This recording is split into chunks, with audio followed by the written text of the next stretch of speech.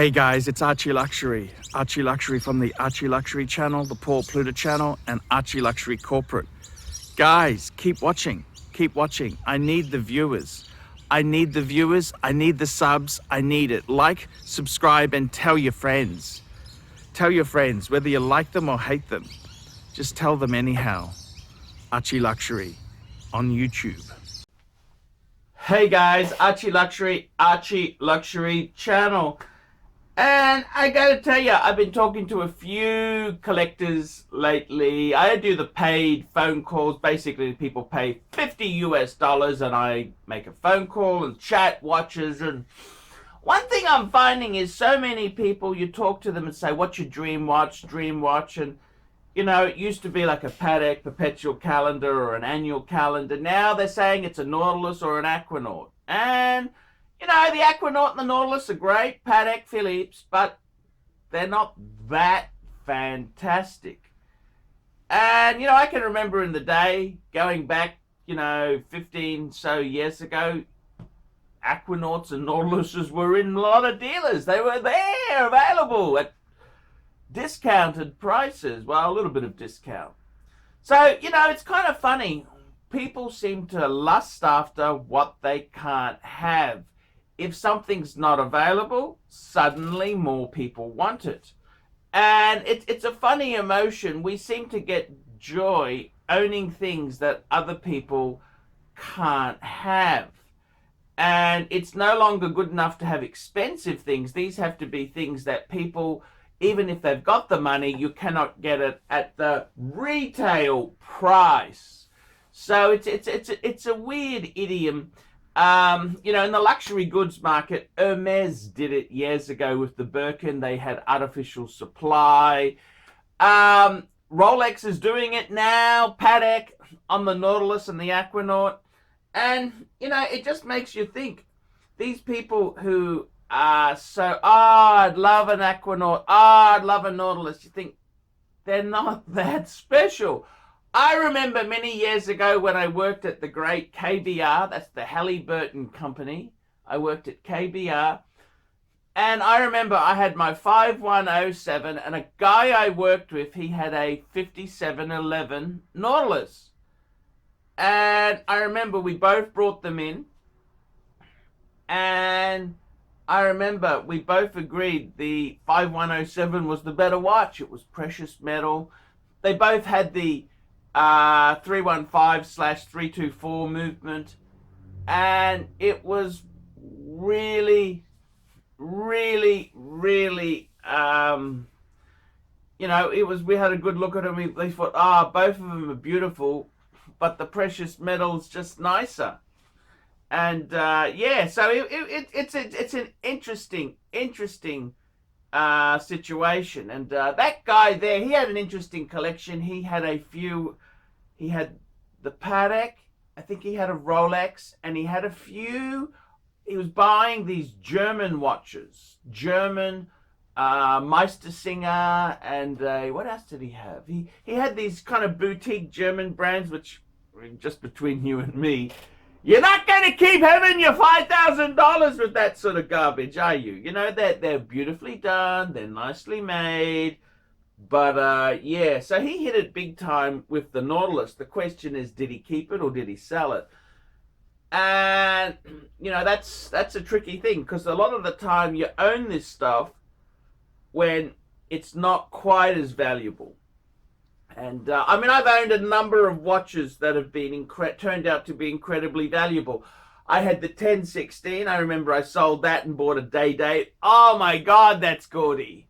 1016. I sold it for about 7,500 Aussie in 1997, and the Chicago Mafia stole it. But the post office paid me back the money. I had an AP Audemars Piguet Royal Oak 14790 ST. I sold that $8,000 Aussie. Now they're worth probably double that. Mine was just back from service. That was a silly thing to have sold. What else did I sell that's gone hugely up? Some of the vintage. I had a lot of vintage Rolex in the day. I had red Submariner 1680. I had a plastic Sea Dweller. I paid 10,000 US for. It was a white one. I had a Orange Hand Explorer 2 in the early 2000s, 1655. I did all the dumb things, man. I did all the dumb things. Tudor plastic subs, didn't even rate a mention. I remember buying them for 100, 200 bucks, 300 bucks for a Tudor sub in the day. You know, just crazy stuff. So, you know, I gotta tell you, in all honesty, it's funny what people lust for now is kind of, you know, it's kind of the hard to get stuff. And I gotta say, in the day, you know, so, you know, when I say in the day, it's all a time reference. So I got into the hobby. I've always loved watches. I love watches. I mean, when I was 18, I bought my first Rolex, a 1060, brand new. I didn't know it was special. I just said to my mate, get me a cheap Rolex. I was expecting an Air King, and I got a 1016 Explorer 1. Then, so that was the Rolex.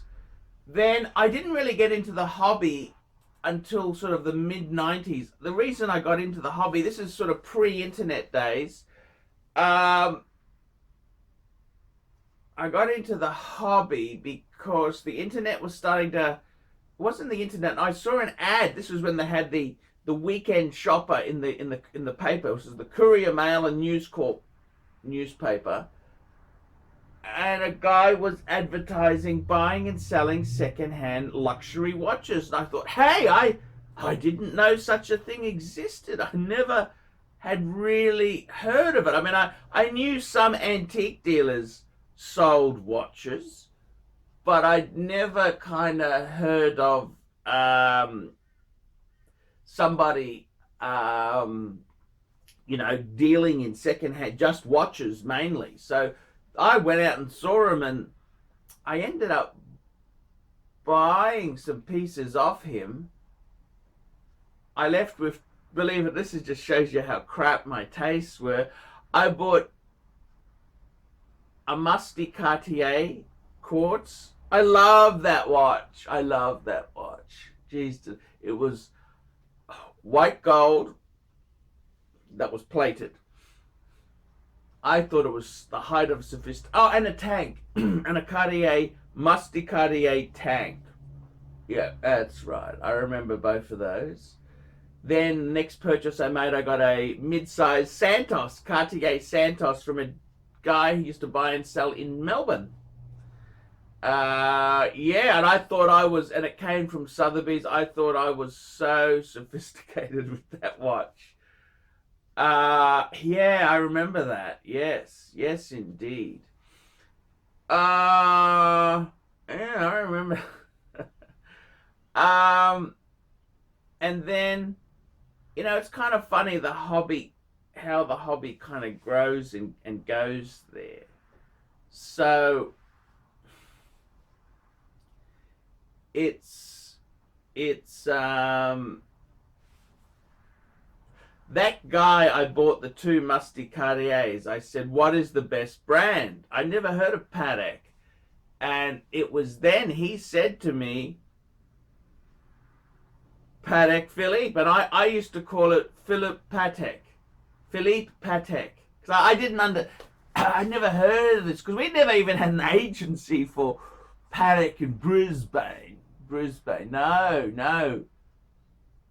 Philippe Patek. I never heard of it. And that's what kind of got me into it. And it wasn't the Aquanaut or the Nautilus. It was the classic Calatravas. It was the perpetual calendars, like the 3940, the perpetual calendar chronograph 3970. Those sort of things were wow, that was your dream watch. This is late 90s. See, the 5110 World Time hadn't been released. The 3919, that a couple years later, I managed to get a paddock, a 3919. That was a manual wind Calatrava, hobnail bezel. And I thought that was just an amazing paddock. That was, what did I get that? It was 2000 or 2000 and it was 2000, year 2000 I got that 20 years ago. There you go. There you go. A 3919. So it's all based on your reference point. So people now who are lusting after these dream watches, they're saying, it's the Aquanaut, the Nautilus, the Panda, the Hulk, the Pepsi, the Batman. Those sort of things are cool. Whereas when I was in the hobby 20 years ago, it was a completely different scene. It was a different scene. And I got to tell you, in all honesty, if I had money when I bought my first Rolex, I would have bought a Datejust. And if I had a lot of money, two-tone. I would have bought a two-tone Datejust. But that was just crazy money, man. That was so expensive. To go from the smooth bezel to the fluted bezel. It was crazy money. Crazy money. Okay, guys, that's my video for today. Tell me what you think, guys. Tell us what your dream wristwatches are. How are they influenced by being out of supply? I'm your pontiff. Tell me what you guys think of that. Hi guys, ArchieLuxury, and who do I recommend in America? In America, who do I recommend for quality pre-owned wristwatches? David SW. Go to davidsw.com. He is the best, the greatest pre-owned dealer in all of the United States of America. David SW.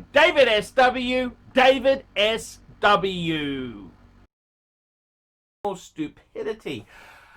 Okie dokie. So there we go, guys. That's the answer, guys. Like, subscribe, tell your friends. Don't be afraid to put some comments, positive or negative. Now, guys, I can't survive on the Google Ads. I cannot survive on the Google Ads. I need paid reviews to keep me on the tubes. Guys, I'm running out of paid reviews. Now would be very handy to get a paid review done. I'm Paul Pluta. Tell me what you guys think of that.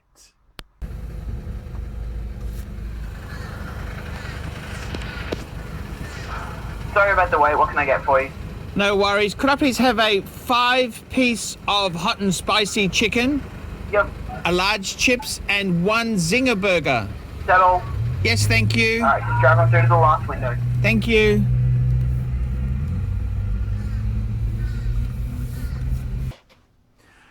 Hi guys, I'm ArchieLuxury. I'm the method actor who plays Paul Pluta, Satan DeVille. I play a number of characters on the ArchieLuxury and the ArchieLuxury Corporate and the Paul Pluta channel.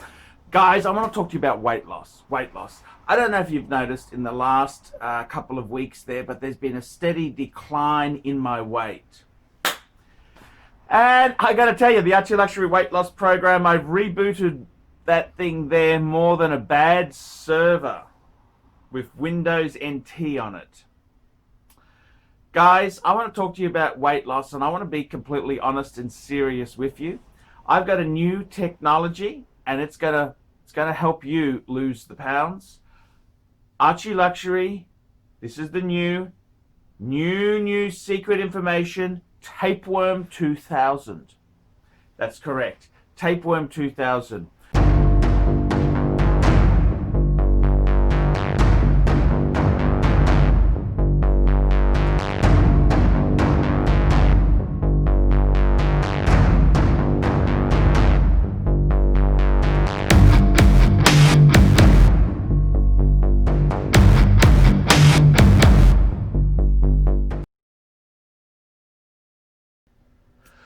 Hi guys, ArchieLuxury, new sponsor on the channel, APPSTANTIATE. Help get the most of your engineering and DevOps with APPSTANTIATE.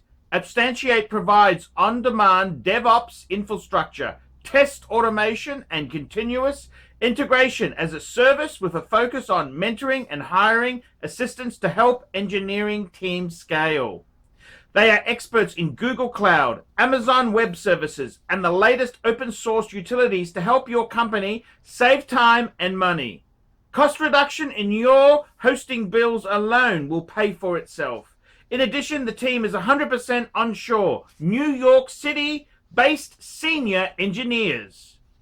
APPSTANTIATE will help you get most productivity out of your current stack and/or employee headcount. Email hello@appstantiate.com. Please email now hello@appstantiate.com for more information.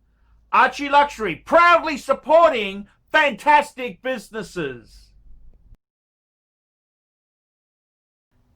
And don't forget, guys, make sure you subscribe to the ArchieLuxury corporate live streaming channel to be updated on all the live shows I do. Live shows!